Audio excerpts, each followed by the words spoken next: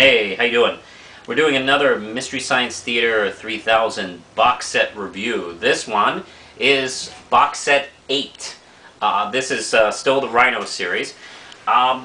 This one features Hobgoblins, Phantom Planet, Mst3k, and The Dead Talk Back. Now, there are, let me see, 1, 2, 3, there are 3 Mike episodes and 1 Joel episode. I'll start with that. Mst3k. Mst3k, I've often maintained, is the worst film ever. Particularly because it just fails on every possible point of being entertaining. And despite all that, this episode is entertaining. I constantly marvel at the ability of Mike or Joel and the bots to make just such a piece of shit entertaining to watch. Where the movie's playing basically the straight man, and they're the wacky sidekick with all the jokes. The opening short is actually magnificent. It is Circus on Ice, which is basically the combination of 2 bad things that go worse together. It's an ice show and a circus. The riffs in that are awesome. It's probably one of my top 5, top 10 favorite shorts they did, actually. And there's some wonderful jokes in this one.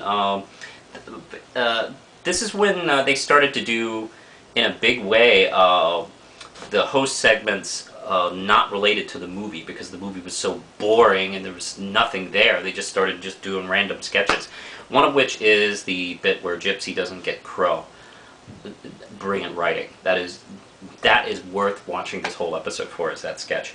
Also is Hobgoblins, a sci-fi episode, which is a horrible 80s rip-off of Gremlins. There were quite a few. Gremlins is one of those movies that spawns a whole bunch of rip-offs over the next few years. And there was like Ghoulies and Critters, and Hobgoblins was probably the cheapest of the ones that, because the special effects are just stuffed animals that are just thrown at people, and they make quite a few jokes on that. Yeah, and they hold it down to them, and they go, oh, it's like, if you just drop it, it'll just fall to the floor.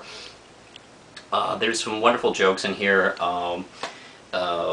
Mike has a song while they're dancing to some generic crappy music about the 80s, which has basically become my theme song for the 80s, where it's the 80s, let's do a lot of coke and vote for Ronald Reagan. That's kind of the 80s, actually. And there's a funny sketch about Crow writing a documentary about women, which really doesn't answer any questions whatsoever. And, let's see, I'm thinking, and Club Scum, the amazing Club Scum sequence that take place in, I guess, a cafeteria or something like that. It's not exactly the Viper Room. And Phantom Planet is another sci-fi episode. It took me a while to warm up to this episode, because it's one of those kind of films that, yeah, I mean, it's technically well made, but it just sits there. I mean, this guy is this astronaut in, I think, 1980. But it's a 1950s version of the 80s. He crash lands on this small planet where the gravity shrinks people, so he's kind of stuck on it. And, man, the set is like 20 feet. So, I mean, the world looks like it sucks, really. I mean, I've seen prisons, bigger than this planet. Not personally. And there's I can't remember too much. There's the wonderful riffing on the guy who goes on and on about the good and the beautiful, which actually gets funnier the more I watch that. And Crow's bit about dressing up like the alien at the end.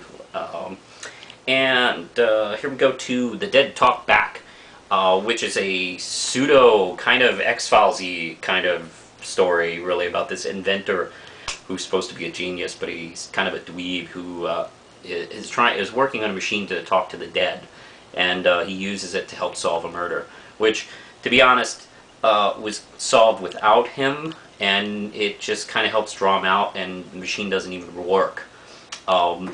It's it's a cheap film. I don't even know if it really got a distribution, really. It was made back in the late 50s or something like that.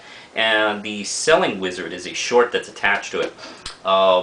It's about freezers or something, marketing freezers in late 50s, and it's hosted by this girl supposed to be the Selling Wizard, but she looks more like a pizza dominatrix, according to Tom Servo.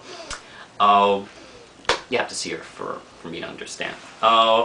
Now, the problem with this box set is there's no extra features, nothing. That's one of the problems with Rhino. Their extra features were kind of hit and miss. Some had some really nice features, like you could watch the movie by itself, or trailers, or even interviews. And then there'd be box sets like this with nothing, just the movies, which are a special feature on its own, but you know, it's kind of nice to see extra stuff, because I've seen these episodes 80 billion times. So it's nice to have something new to go along with it. The Shout Factory series have been doing a good job of that. Rhino's been hit and miss. So with that said, I'm still going to give this 5 Ram Chips. 4 really good, solid episodes.